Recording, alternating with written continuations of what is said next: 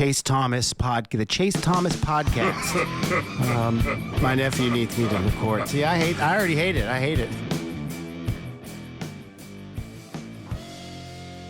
All right, hello, and welcome back to another episode of the Chase Thomas podcast, where I'm still the aforementioned Chase Thomas, coming to you live from Knoxville, Tennessee. Everything School HQ, even more so this week with another SEC crown for the Tennessee Athletics Department. Joining me at this time to talk all things Tennessee, you've heard him, Tyler and Will, over there on 991 The Sports Animal. Tyler Ivens is back again. Tyler, good morning. How are you? Salutations. I'm great, actually. It's Friday before Kentucky. You already mentioned the SEC regular season championship. It's palpable. There's a lot of excitement right now, dude.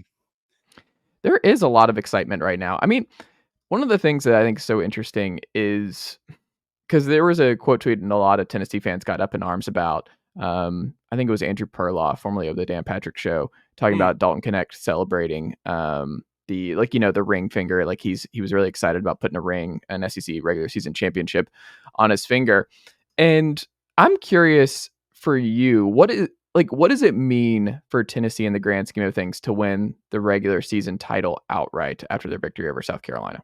What it does for me is it finally confirms what we've all known, or at least what I've known since November. I've been catching jinx heat, as some people in my fraternity small circle have been referring to it as jinx heat. November, I went on WVLT with Rick Russo and after the Wisconsin game, and I said Tennessee's going to the Final Four. And everyone's like, how dare you? Sage, smoke. Here's the thing, and I'm going to go back just a small step. I do a segment, coincidentally, I'm wearing the hat. I do a segment on our show called Riding with Ivens. All through last year, I was talking about Northern Colorado basketball because they were just a shoe-in for the over every night in the Big Sky. Oh, man, if you guys stay up late tonight, Dalton Knecht.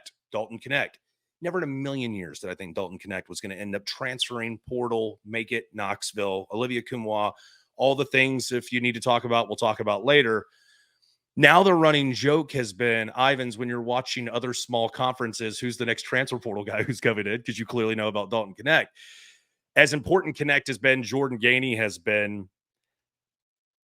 Watching them in those games, and let's be real, even in that Wisconsin game, Knecht really didn't start blossoming into the player that he was till probably after the Hawaii series. When they came back from Honolulu, the Duke, the Purdue's, the Syracuse's, and all that noise, even the Carolina game was really when it was like, oh, ankle, 39 points, Dean Dumb. Who's this? If you didn't know who Dalton Knecht was, you did then. Tennessee beat 12 of the possible 13 teams this year. They got revenge against Carolina. They got revenge against A&M. They don't get a second shot at Mississippi State. The SEC is going to get, at the moment, 7, should be 8. Don't know what Chris Beard and Ole Miss are going to do. I think they're too far back to catch up. They're going to get at least 7 teams into the NCAA tournament. That's only second to the Big 12. I think that what this shows this year is that the SEC, not the best, but definitely the silver medal conference in college basketball, in Tennessee essentially ran roughshod through it. 6 losses total this year. And those losses came against blue bloods, or you had a chance to be able to redeem yourself. That other team, Mississippi State's going to be a 7 seed. And Chris Jans's defense is arguably Dennis pulling teeth, most difficult defenses you'll come across on your schedule. I think Tennessee proved themselves. They're very worthy to be able to walk around and go. But my favorite part, and there's a lot of people who are bringing this up, Chase, well, maybe they'll cut the nets down after the Kentucky game, win or lose Saturday. You don't cut down nets. Your job is bigger than what it is. I lost count. Post-game after the win in Columbia, Dalton Knecht met with the media. 5 times he said, our job isn't done. Man, this is great. I'm glad our job's not done. Job's not done. And I don't think he's talking about going to Nashville to win the SEC tournament title. Yeah. The job's not done, but it's also okay to celebrate. Let players celebrate things and it's really hard to win the SEC in 2024. It was hard years ago, but it's harder now. I mean, this is a tough conference. It's a conference with all kinds of volatility. I mean, everyone had South Carolina as the team that would probably finish last in the SEC, and then they're right there with the SEC in grasp at the end of the season. No one saw that. It was just, there's so much talent in this conference now and so much high profile coaching that it's just hard to get through this kind of grind. And for Tennessee, especially to do it with their slate here as they wrap up their 4 straight ranked SEC opponents here down the stretch, is just unbelievable. Like, it's a run that I think fans should appreciate in a major way, because this kind of run is just not, it's not the norm. This kind of just play as a whole. Texas A&M game. Mm-hmm. There were 5 games remaining in the regular season. Yeah. If you can remember, what did you have the Vols going through this 5-game stretch when they were lowering the landing gear and putting their tray tables in their up block? I thought 3-1 was the most likely. So with A&M 4-1 or 3-2? 4-1 with A&M. Yes, I did not think they were going to get swept by A&M. Yeah. I said 4-1 with a loss in Tuscaloosa, and they have a That's chance. what I said. Actually, that's exactly what I said. Yeah, and they have a chance to go 5-0 now. You lay 103 points at the barn, up 75 north 5 weeks ago. How well are they going to take that? We know they can't play defense worth a lick, but they can score with anybody in college basketball. I can't wait to find out what Tennessee wants to do on senior day to look across at John Calipari going, one more for the road? Yeah, how about one more for the road? Let's do it. I mean, it's hard to sweep Bama and Kentucky in the same season. Like, that's something I would tell. Like, that's hard to go 4-0 against. I mean, people look at Tennessee, Chase, and they just say, oh, they're a good basketball team. They're invincible. Mm-hmm. Thank you for pointing that out. Bama, number 1 scoring offense in college basketball last year. They lose Noah Clowney and Brandon Miller. Mark Sears is lifting everybody to the finish line at Bama. Dillingham, Reeves, and they have a chance to do that. That's very difficult. I mean, think of it this way, and I'll just say this. Excuse me. Your last 4 games will reverse order. Kentucky, South Carolina, Alabama, Auburn. That 4-game stretch that you're on right now, couldn't you argue that would be more difficult of a stretch in 4 games in the NCAA tournament to get to the Final Four? Yeah. 16 seed, then maybe the 8, the 4, the 2. Auburn, Alabama, South Carolina, Kentucky. Tennessee's showing us right now that they're getting battle ready for what's going to be a long 3 weekends after St. Patrick's Day. It's been impressive what they're going on. Absolutely. Do you think it's more important than winning the tourney title? Like, would you, if you're a Tennessee fan? Could not care less about what they do starting Friday. I said it on the air yesterday. I don't care if they do the 1 o'clock Friday session, which they're going to, 1 Eastern to 12 Central. I don't care if they throw that ball up at Bridgestone Friday and they lose to whoever by 20, by 30. Now, I say that and people are like, 1 seed. It'd be great to get the 1 seed. It would be amazing to be able to say that's the first time in your program's history you have the 1 seed. Well, yeah, look at it. You're going to have to play Arizona anyway to get to the Final Four. I don't care if it's the 1 or the 2 seed. Now, being able to have it more, because, it's weird because how they do the geography. Yeah. Right now, you'd have UConn and Boston. You would have Purdue likely in Detroit. And then you would have Houston and Dallas. Tennessee's going to LA anyway if they make it to the second weekend. So, yeah, I mean, I know some people want to be like, well, Bama went regular season and Bama then went in a conference title. Yeah, well, Bama ended up getting their butt cheek slapped to get San Diego State when they shouldn't even lost that game. Brandon Miller went ice cold. So there's something to it, in my opinion. I was talking to John Rothstein from CBS 8 weeks ago. And I said, it was the Illinois game. I misspoke. We're not even in him and I were just talking in the tunnel before pregame. I just got done with Russo. And I said, we're not even in conference play yet. What worries you about this Tennessee team? And he goes, how long ago did Zakai tear his knee? I said, March 1. So now it's March 8th. 372 days ago, Zakai Ziegler tore his knee up senior day against Arkansas. He goes, got a ACL tear being repaired on a guy averaging 37 minutes a game. Hey, Chase, guess how many minutes he's averaging in SEC play? 35. So when can you get him off his legs? When can he kick his feet up?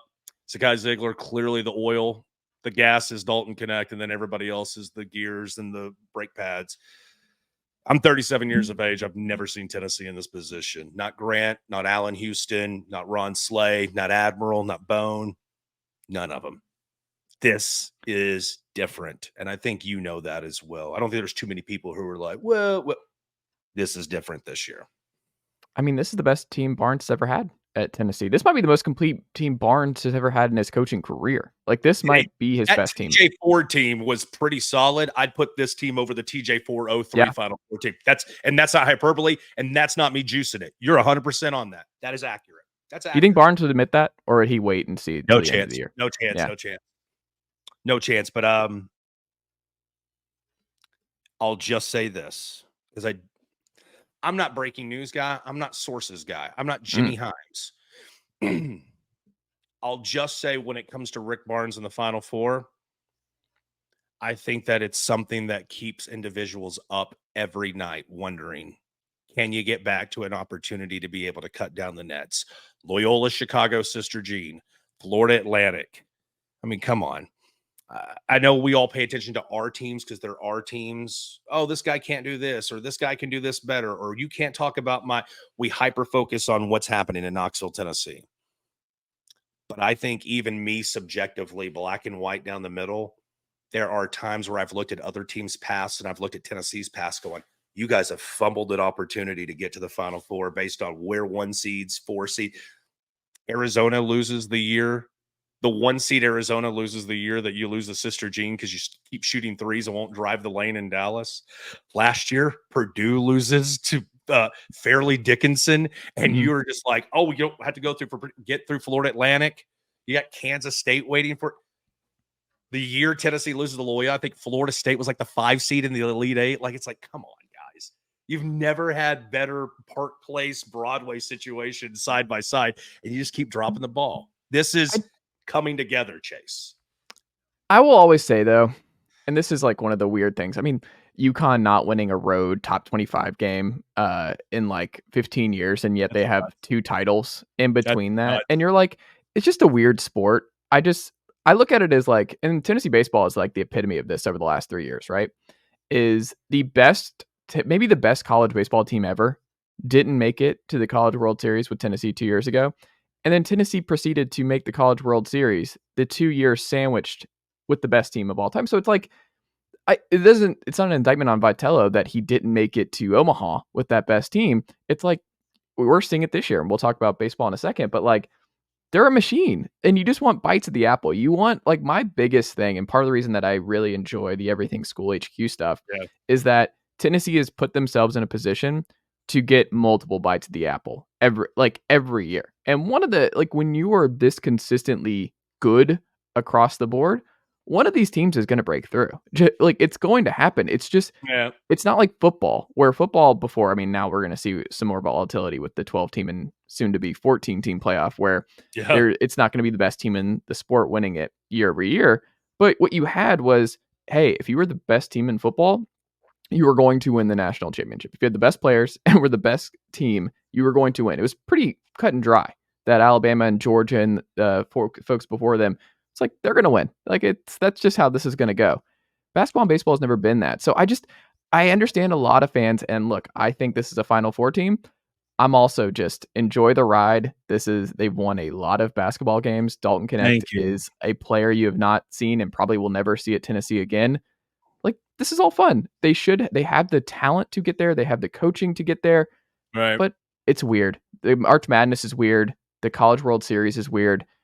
Ole Miss was the worst SEC team going into the College World Series 2 years ago, barely snuck in, and they proceeded to not lose for a month straight and then won the whole dang thing and have been back in the bottom of the conference since. They were in the bottom before.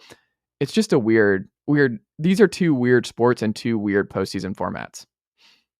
I still won't forgive the NCAA selection committee for putting Notre Dame not letting Notre Dame host a super regional. They were supposed to, and then you put them there with, look, you got to beat teams like that to get to Omaha. I get it, semantics, but at the same time, it's just like, come on. Also, don't throw Drew Gilbert out in an important weekend. Don't do that. That would be future New York Mets Hall of Famer Drew Gilbert. Thank you for bringing like, what that's going to do to me, Tyler. Like, I was telling I know. Fan guys, but like, it's so tough because I was like, he's in Houston. He actually fit really well in Houston. I was like, he's going to be a beloved, like, long-term guy in Houston. Like, it's great. And then he's in New York, and I'm like, I don't know what I'm going to do when he's up to bat against the Braves. Like, I don't, because Braves fans are going to hate him. And I'm a bit like, Drew Gilbert's probably my favorite Tennessee baseball player of all time. Yeah, and he's a guy you love on your team, and I could totally just see Braves fans and me just watching games with buddies and them being like, that guy, what? And I'm like, no, he's awesome. I can't do it. I love Drew Gilbert.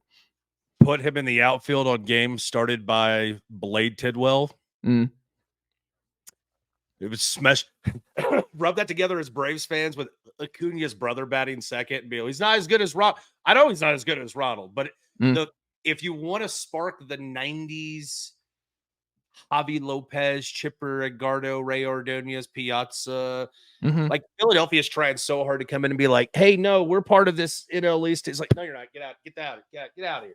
You're as irrelevant as Florida and Washington. Get out of here. So I think we're getting to the point in time where checkmate Atlanta, New York is about to become an NL East. Like, get ready because it's going to be Sunday night baseball. It's going to be Saturday TV. Like, it's going to be the national game in probably about a year. Yeah.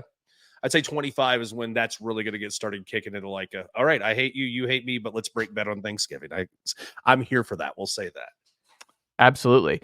What do you think was the most overlooked aspect of Dalton Knecht's season at UT? That's a really good question. How humble he is. And I know that might be a little bit of a cop-out because then I'm going to go to a personal level. I'm not going based on what he does on the floor. There are a lot of people who are Dalton Knecht positioned to lottery picks where they most recent mock draft saw him third. Sorry, Dalton. NBA contract, but the New Orleans Pelicans, I'm sure, will love to have you at 13. He is just so humble. And I think there are a lot of people, whenever they see him do interviews and he's really kind of quiet, awkwardly quiet, they're like, oh, he's doing this too cool for school type. And that's not it at all. He's just Dalton Knecht. He's Dalton Knecht who focuses on his game. He's Dalton Knecht who wants to talk about how he has improved from Big Sky play. Like, and that's what's crazy. And I think, and you know what? I'll even take it a step further. If you want a personal aspect, it's how quiet and humble he is. If you want a game, what they won't talk about, Dalton Knecht was a very good basketball player. He was an all Big Sky Conference Player of the Year. He was a leading scorer in the Big Sky. Yeah, that's great. But the SEC and the Big Sky, they're different libraries. They're not different books. They're not different genres. They're different libraries. Dalton Knecht came to the SEC and just took his game to the next level. How many different players have been superstar? Kevin Punter, the first year Rick Barnes comes into Knoxville, is an exquisite scorer. But Rick Barnes isn't going to change his system for anybody. Grant Williams, Rick's not going to change his system for anybody. Lamonte Turner, he's not going to change it for anybody. Jaden Springer, Keon J, he's not going to. And then Dalton Knecht shows up. And then you look at the team you have around you and you go, all right, I can tweak some things for this guy. It's about how you hold yourself and the type of player you can be. And you can just hear when Rick talks about Dalton, about how he believes just how special of a player he can be. That's the stuff about Dalton Knecht. We just see, how many did he score? 28? Oh, come on. He didn't get 30 tonight. The ingredients inside Dalton Knecht is how humble and some of the things that also come with him. The guy is just a stand-up guy who he cares about ball. He wants to go to the next level. And if he's going to make a one-year stop in Knoxville and be able to talk about it, yeah, sure. That's great as well. I 100% agree. And he is someone who's kind of broke it where like Barnes like has had to adjust. And it's like one of those, I like the story of Knecht's been so good offensively that Barnes has had to adjust for Knecht in terms of like, look, he's going to have some defensive lapses. It's never going to be perfect on that side, but like there's ways around it. Like he's obviously subbed in and out in close game, late game situations for offense, defense, that sort of thing. There's ways to get around it, but I love the story of like the ultimate defense first coach kind of being like the prince who was promised in terms of like this all world offensive talent that like, look, man, he's got to be out there. He's got to, I mean, in that South Carolina game, there were 2 threes from Knecht where like the building was getting ready to just blow the roof off of it after South Carolina looked like they were about to bounce back in. And it's almost like Knecht just could sense that and was like, nope, not doing that. And he just pulls up from 3 twice in those moments and just shuts the crowd back up. Like it's unbelievable, like those little things that he does that you just feel like there's just something different about this kid. There is something different about Dalton Knecht. And I think that's what makes Tennessee fans so excited about what's to come in March, is that like when you have a 3-level score like Knecht, where he Sure. can do the Kevin Durant thing at the mid-range, he's so long that when he gets by you, he gets to the cup so quickly that you're just like, oh, he's there, and he's getting fouled because there's nothing really you can do once he gets by his guy. It's only a couple steps for him. And then he can also pull up, hand in his face, doesn't matter. He's huge and has one of the best jumpers. And those out of timeout or the baseline just curls where he runs to the corner, and he's hit that so many times this year. There's just so many different ways that you just feel like as a Vol fan that I could see how this is an unbelievable tournament run. And it's going to be really hard to keep Knecht and this team down. I don't want to go down this avenue because I don't even think it's worth it, but I'm just going to add it just momentarily. I covered the Big Ten. I still have a lot of Big Ten friends, a lot of Big Ten colleagues who I exchange Christmas gifts with, cards with, bottles of wine with. And having the Dalton Knecht, Zach Edey conversation doesn't go very far because Zach Edey's having a better season than he is this year than he did last year when he won the Naismith Player of the Year award. The competition Zach Edey goes up against compared to the competition Dalton Knecht goes up against, it's not even close. I don't know how you guard a player like Zach Edey. Some people are still, I think Drew Klingman might, at UConn might have an answer if they go toe to toe with each other. Not Drew Klingman, Kleinsman. Point I'm getting at is this. There's no question in my mind that he's the SEC Player of the Year, Dalton Knecht. I think he should be getting realistic votes for SEC or for Naismith National Player of the Year. He won't win it. Should he win it? Maybe. The one argument I keep hearing from people who are completely neutral in this party is if you take Dalton Knecht off Tennessee, Tennessee is still a very good team. Does Tennessee win the SEC? Maybe not. Does Tennessee have a 1 seed? No. Dalton Knecht is important. He's great. You take Zach Edey off of Purdue, it's crippling. So even though we sometimes take different sports and we hear their MVPs or Player of the Year or whatever we do, and it seems everybody has different criteria to make it fit, this truly, in my opinion, in college basketball is the one sport where who's the most important person to their team, bar none. And I can understand why people are going to say Zach Edey is going to win back-to-back. And again, Zach Edey just stands in the middle and says, give me the ball. Oh, hey, there it is. Maybe that's to the advantage, but I don't think that should be taken away of how important and how good Dalton Knecht has been at the University of Tennessee. Well, that naturally leads to a question that I saw. So VolQuest, they do their Monday night chats, and I'm reading through that this week. And one of the posters asked the group of who was a bigger impact transfer or who was a more important transfer, Hendon Hooker or Dalton Knecht. It's a great question. And I thought that was a great question. And it's one of those I wanted to pick your brain on this because my instinct was Hendon. And it still probably leans Hendon just because I don't think people realize, because now everything over the last 2 years has been really, really good for Tennessee. Like everything's been a lot of fun. There was a lot of unknowns before Hendon Hooker really grabbed the bull by its horns with Tennessee football. And we know Tennessee football is king here in Knoxville. It kind of built this wave of momentum across the board that Hendon solidified the football team. Like there was something about Hendon and his personality and just the efficiency, the tempo, the confidence that it gave so many Vol fans and just raising expectations and just kind of like seeing Tennessee athletics through the storm, where they were like, there was a lot of unknowns with so many departures and everything looming over the university, this, that, and the other. Hendon was like this calming presence that just made Tennessee fans it raised the floor all across the board. And you can't say enough great things about him. I think Knecht individually is more impactful for just Tennessee basketball and what it can mean for a title. But my gut still is like, I don't think there's a more impactful transfer than Hendon Hooker at Tennessee and honestly the 21st century, just with every other variable around it. Do you share that sentiment? Without going stat by stat, comparable to basketball to football, what Hendon Hooker was able to do with a coach who was given, honestly, an impossible job, it not only corrected and put Tennessee in a position to not they were on a course for a black hole. And Hendon Hooker showed up, grabbed the wheel of the ship, and completely took it away, not only from what was going to be the Nebraska. They were on the track of being Nebraska. Just call it what it is.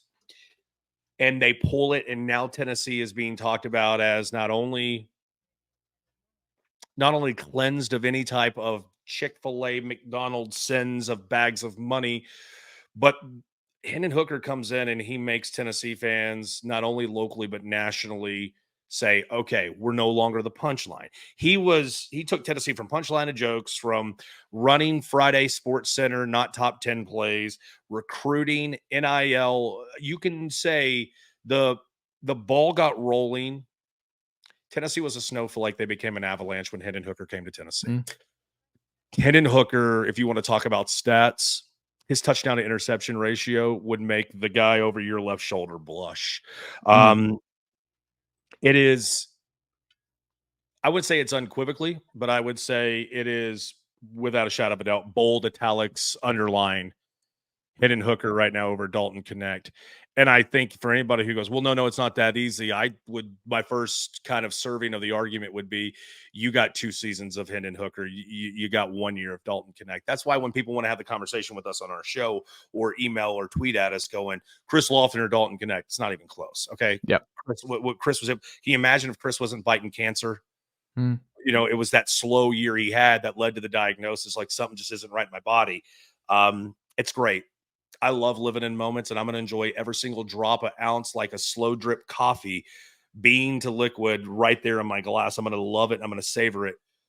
This has been great with Dalton Knecht, and he has taken himself to a next level, payday wise and talent wise, coming to the University of Tennessee. It's a great question, but it's a very easy question. It's Hendon Hooker. Final thing here. Yeah. Tennessee baseball won 12 straight. Big series this weekend with Illinois. Final non-conference series before Alabama next weekend, Tyler. Who, in your opinion, through the first few weeks of the season, has been the best Vols baseball player? And do you think they've kind of figured out this third starter with AJ Causey getting another Friday night? I'm glad that you brought that up, because I thought you were going to hit me with what's the one question that they still need to have an answer to, and I was going to say the third starter. It's tough for me to say one player, because I could talk about what Cannon Peebles, a dope name. What can a switch hitting catcher Dean do? Curley's going to be hard to top, though. Dean Curley with just the all-time 1920s superstar name, and then he's hit like being Babe Ruth. Yeah. He gets a cane pulled off to the stage. Yeah, like it's a great name. What Billy Amick was able to do down in Texas was pretty impressive. Dean Curley, as you already brought up, name-wise, you can't drop 3 bombs against. Here's the thing: if he drops 3 bombs against like Bowling Green or something in a game, you're just like, oh, it's Bowling Green. Kansas State was ranked like the week before. They were ranked before they came. They threw out a starter, their weekend starter. That's what I'm saying. On a Tuesday. Yeah, I don't want to hype up Kansas State, Little Apple baseball, Kansas State baseball. Yeah. I'm not doing that. I'm just saying that's impressive. I think my answer to you is going to surprise you, because I'm going to go deep cut here. I'm going to go Dave Matthews Band, like deep cut, like, oh wow, that's your favorite song. Kavares Tears. Wow. Okay. Here's the reason why. He can't stay healthy to save his life, it seems like. Tony's worked with him. He's trying to get him healthy, and he just putting him in the middle of that lineup, left swing. I love it from that side of the plate. When there's boppers coming up, he's the type of guy where he makes pitchers go, okay, I've got to attack this guy because protection in the lineup. And Tears can hurt you just as much as anybody else can in this lineup. So kind of the, hey, comeback story. Hey, you're healthy. Hey, you keep the lineup moving. Hey, nobody. Look, we were just joking around about Braves Mets baseball. Like my favorite players growing up weren't the big I mean, yeah, sure, I liked Mike Piazza. Yeah, sure, I liked Robin Ventura. You know, I like Pete Alonso. But my favorite players are the ones who nobody talks about that keeps the line moving. I love Jeff McNeil. I love Joe McEwing. I love players where it's just like, who's that? And then he goes 3 for 4 in a day, and it's just like, this guy's freaking killing us. I Yeah. like the guys you don't see coming, and then you step on the landmine and you go, oh God, you avoided the atomic bomb. You avoided the hand grenade, but something snuck up and got you. I like how Tears keeps things moving. He is a fill in the blank grocery store merry-go-round carousel growing up as a kid. You pop a quarter in him, man. He just keeps things going. Tears is great, and he's locked into the middle, like the heart of the order. Like there's obviously a lot of belief in that building and Kavares Tears. The power's there. Like you said, they're just able to. What's nice is they have the transfers now. There's just more depth where they have the back and forth, where Cannon Peebles and Billy Amick is sandwiching in between the young stars of tomorrow, like Kavares Tears and Blake Burke in the 2-hole. I think what I love too. yeah, So they great. have Blake Burke hitting it too, and so Dylan good. Dreiling just casually down there at the bottom. He would be at the top of the order for most schools around the SEC right now, and he's obviously off to a great start. I just think Christian Moore moving to 1, I think may have surprised some people that he's just kind of solidified himself as the leadoff. I love it, and I think I understand that there is maybe sometimes more value because he's such a great hitter and he's hitting 400 for a reason. Is that you kind of want him to be able to knock guys in, but there's so much pressure on opposing pitchers now with this Tennessee lineup, and we'll see if they're able to get to what 2022 was. I think they're deeper than 2022 in that offense, and I think that's one of the big differences here. There was so much top end talent. You saw that so many guys going early in the draft in that regard, but there's more depth with this group. Yeah. So if you lose Drew Gilbert 2 years ago, it hurt more than if you lose Drew Gilbert with this team, because you're like, I'll just put in Robin Villeneuve, I'll put in Dalton Bargo, and we'll just keep this train moving. There's so many options for this Tennessee team, but like Christian Moore is, arguably your best overall hitter. Like he is your best. If you had to bet on anybody, he's batting leadoff, and he's putting pressure on opposing pitchers right out of the gate here. And he's getting the most at bats of anyone in this lineup. That's great. And he's going to get on base. He's obviously fast. He can steal bases. But then you just sandwich him with Blake Burke, the ultimate power guy, right behind him. And then you have Billy Amick, I think people like the most forgotten, just great player in Tennessee baseball, who I think I'll have to remind years over years, like Trey Lipscomb. I think you can make the case was the best player, the best hitter on the 2022 team. And they don't remember, like he's batting 5th most of the year, but he was clutch. Trey Lipscomb was just, the bucket, like the guy. He split the gap, dude. There'd be 2 on, and every time you knew he was going to bring at least 2 in. Trey Lipscomb, like I would ride or die for Trey Lipscomb. And I think Billy Amick is just penciled in. It's like, I'm just penciling in a Billy Amick hit. It's just so funny where it's just like, all right, what's Billy going to do here? For Braves fans, and I'll only bring the Braves analogy up because I've saw it so many times visiting the park or seeing them face off against my team. I'm not comparing their games. I'm not doing that. So don't hear me say, oh, here it is. You got Christian Moore, Rafael Furcal. That's not what I'm doing. One of the best 1, 2, 3 lineups where you're just like, there's not an out there, and it's so difficult to get around. Were those mid-2000s Braves where you go for Call Giles Chipper, or you go for Call Giles Andrew, or they brought Chef in, so then you go 5 deep, and then you weren't even getting into what McCann could. So the top 3 setting, I call them table setters. Allowance players. You want to make your allowance, do your chores. What are your chores? Set the table. That's for Call. That's Marcus Giles. That's Chipper or Andrew, whoever you had that day at 3, usually the switch hitting Chipper. So good luck getting out of the first inning without a crooked number on the scoreboard. And every team right now, it seems like, is running into a hand grenade when they take on this Tennessee lineup. It's accurate. Tyler, what can the good folks check out from you all across 991 The Sports Animal this week? All right. First and foremost, Chase Thomas podcast. Freaking love it. 5 stars, add to it. I get the drop down every time you publish one. So I am a listener. I am a fan. Thank you for giving me the opportunity to come on. When they join us over at the Animal, this is what we got going on. Today, we did this on a Friday. Lady Vols tip in 2 hours. Let's see if they can get to Saturday against South Carolina. From there, Tennessee, Kentucky, Saturday. We have pregame over at VLT with our friends over at the Animal and VLT together. Next week, I will be in Nashville doing my show from Tootsie's. I'll buy you around if you come in before we do it from Up on the Roof. I'm slammed, man. I mean, let's be real. Though. They always say to us, you can get your vacation in when Tennessee baseball, and then Vitello shows up, and then now they can't lose. So I'm essentially trying to cram about 24 vacation days in between Omaha.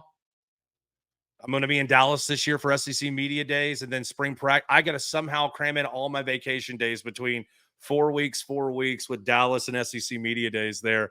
I'm happy, man. I'm blessed. And look, I know this isn't that entity, and you can cut it out if you don't. I heard about the big job you just got. Yeah. I like seeing people succeed, especially people who bust their ass and work hard. And I'm not blowing smoke up skirts. I look at the work that you do on an everyday basis, and you're a guy who just freaking gets it. So whenever I'm over here kind of like, it's tiring, it's exhausting, the things we do at the University of Tennessee. When I cut this microphone and this light off, of course I love it just as you freaking love doing it.